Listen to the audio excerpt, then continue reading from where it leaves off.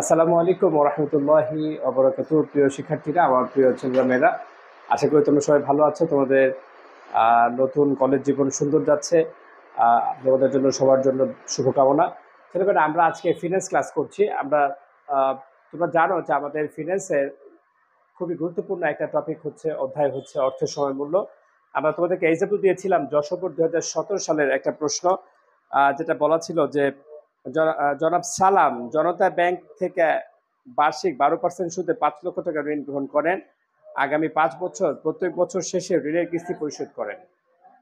ঠিক আছে? আচ্ছা, তাহলে দেখো আমাদের এই গ নম্বর বলছে যে ঋণের কিস্তির পরিমাণ নির্ণয় করো। ঋণের কিস্তির পরিমাণ নির্ণয় করো। আমরা যশোর 2017 প্রশ্ন করছি।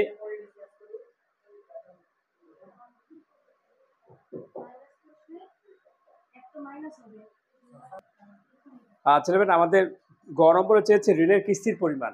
সবাই একটু মনোযোগ দাও।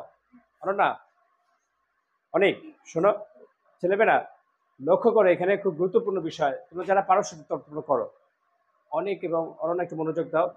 ছেলেমেয়েরা, আমাদের তিনটা বিষয়, যদি আমাদের আই অথবা আমাদের এন অথবা আমাদের এ, বলো। আই হচ্ছে কি? সুদের হার, রেট অফ ইন্টারেস্ট। এন হচ্ছে নাম্বার অফ ইয়ার্স, মেয়াদ বা বছর।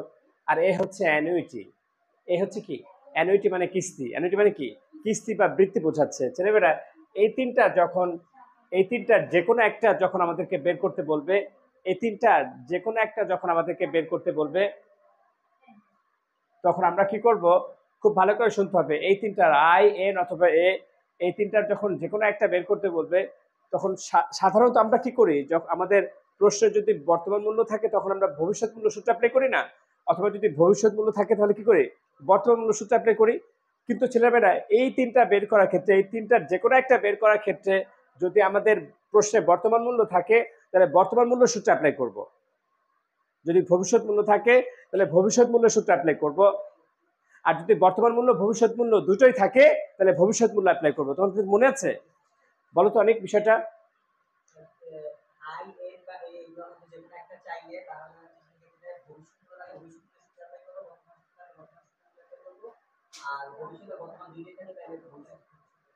গুড, বলো।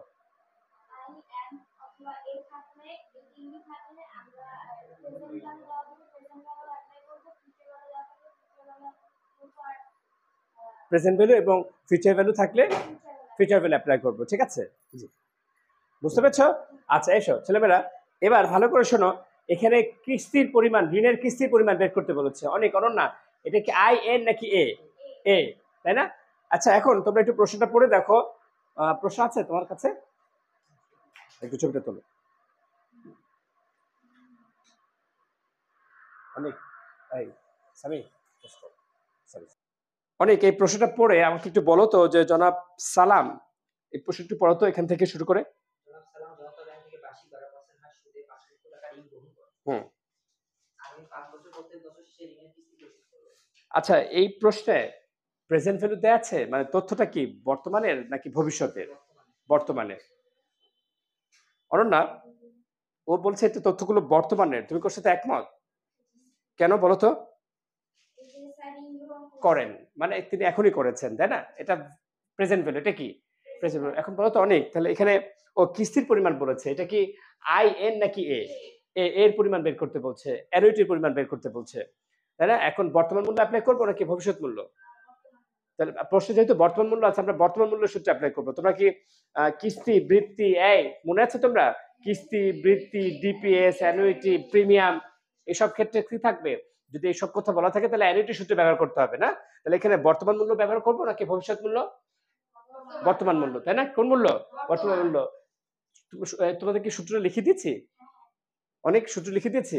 বলো তো, মনে আছে সূত্রটা? বলো তো।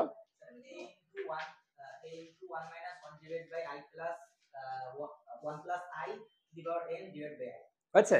তাহলে সূত্রটা লিখে ফেলো। আমরা গ নম্বরে ঋণের কিস্তি লিখবে। ঋণের কিস্তি নির্ণয় করা হলো প্রেজেন্ট ভ্যালু। বাকিদের হয়েছে? আচ্ছা, দেখি। এ ইন্টু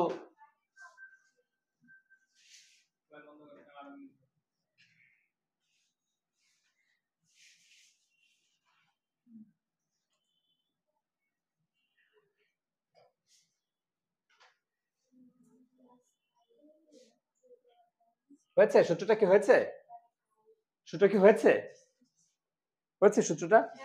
আচ্ছা, এখন কে বলতে পারবে তোমাদের মধ্যে যে এখানে আরেকটা কিছু কখন সেটা? যদি বছরের শুরুতে লেখা থাকে, তাই না? আচ্ছা, এবার এই এটা করতে থাকো তোমরা, হ্যাঁ? অনেক অন্য এটা করতে থাকো। সামি একটু পজ করে দাও। ছেলেমেয়েরা আমরা আমাদের এই প্রশ্নের প্রেজেন্ট ভ্যালু দেয়া আছে। আমরা কত টাকা ঋণ নিয়েছি? ৫ লক্ষ। আমরা এখানে ৫ লক্ষ বসাবো। আর আমাদের অ্যানুইটির পরিমাণ আমরা যেহেতু বের করছি এটা দেয়া নেই। আমাদের আমি এখানে 1 ডিভাইডেড বাই -1। আচ্ছা, এখানে আমরা সরাসরি একটা কাজ করব, সেটা হচ্ছে যে এখানে আমরা আয়ের মানটা কত জানো ছেলেমেয়েরা? 0.12 0.12 আর মেয়াদ কয় বছর? 5 বছর। আমরা এখানে 5 দিব আর এখানেও 0.12, তাই তো?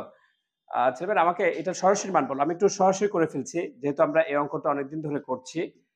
এজন্য আমি এর মানটা সরাসরি বলো। ফাইনালি কত এসেছে পুরোটার মান? না, এটা না বাবা। এইটা হ্যাঁ, হ্যাঁ 3 পয়েন্ট। কত 3 পয়েন্ট 60 483। ওকে ছেলেমেয়েরা, এটা আমি সরাসরি মানটা বের করেছি। তোমরা চাইলে এখানে আরেকটা লাইন করে নিতে পারবে। সেক্ষেত্রে কি করবে? তোমরা প্রথমে উপরের কাজটুকু করবে, তারপর আলাদা করে নিচের অংশটুকু ভাগ দিবে। নাহলে অ্যান্সার মাইনাস চলে আসতে পারে। তো এখন আমরা পার্শ্ব পরিবর্তন করব। আমি পার্শ্বটা একেবারেই সরাসরি করছি একটা লাইন কম করে। তাহলে আমরা কি করব? এখানে উপরে কত বলো?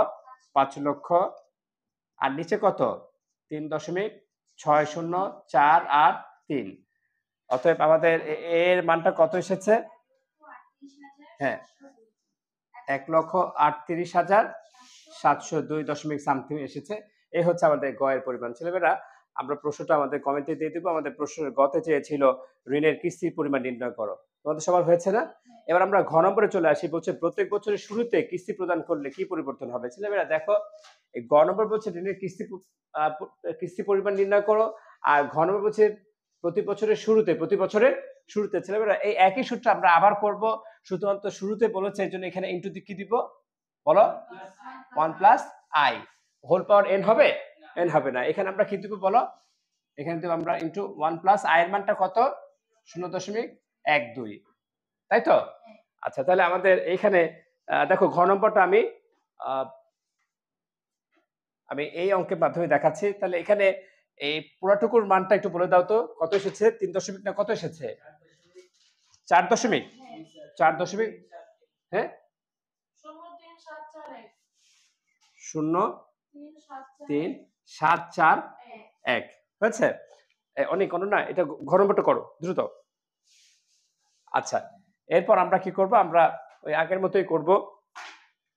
এখানে আমরা বসাবো বা এ সমান সমান এই ৫ লক্ষটা উপরে বসিয়ে দিব। পার্শ্ব পরিবর্তন করে আমরা এই মানটা নিচে বসিয়ে দিব। এটা হচ্ছে 0.03741 সরি। তাহলে এর মানটা কত আসে ফাইনালি? ১,২৩,৮৪১ টাকা। ব্যাস, এটা হচ্ছে ঘ। দেখো, একই প্রশ্ন চেয়েছে। একটা প্রশ্ন চেয়েছে শুধু কিস্তির পরিমাণ নির্ণয় করতে বলেছে, আর একটা চেয়েছে বছরের শুরুতে হলে কি হবে। দেখো, শুধুমাত্র এখানে একটা পরিবর্তন হয়েছে। ক্লিয়ার? ছেলেমেয়েরা, আমাদের এই ইন্টারমিডিয়েটে অ্যানুইটি থেকে প্রশ্ন আসবেই। কথা বুঝতে পেরেছো তো? এই জন্য আমাদের প্রত্যেকটা পরীক্ষায় কোনো না কোনো ভাবে আমাদের অ্যানুইটি থেকে আছে, শুরুতে হোক আর শেষে হোক, ফিউচার ভ্যালু হোক, প্রেজেন্ট ভ্যালু হোক। এই জন্য এটা ভালো করে শিখতে হবে। হ্যাঁ ছেলেমেয়েরা, যারা ক্লাসটা দেখেছো আশা করি সবাই বুঝতে পেরেছো। তোমাদের কোনো সমস্যা থাকলে আমাদেরকে জানাবে, ইনশাল্লাহ আমরা বিস্তারিত আলোচনা করব। পরের কোনো ভিডিওতে ইনশাল্লাহ দেখা হবে। সে পর্যন্ত সবাই ভালো থেকো। ধন্যবাদ সবাইকে।